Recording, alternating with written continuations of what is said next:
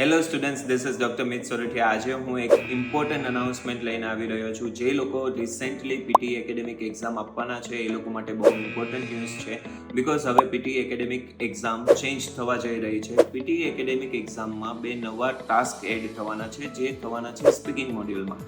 Speaking મોડ્યુલમાં respond to a situation અને summarise group discussion બે ટાસ્ક એડ થવાના છે.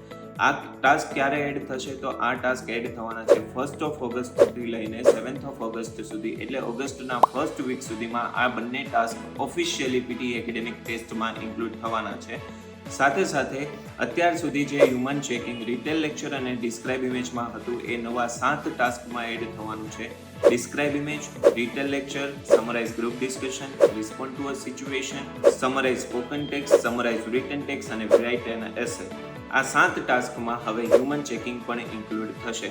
If you want to know more updates regarding PT academic changes and how to tackle this situation, please contact us as soon as possible. We'll surely help you out. Thank you so much, guys.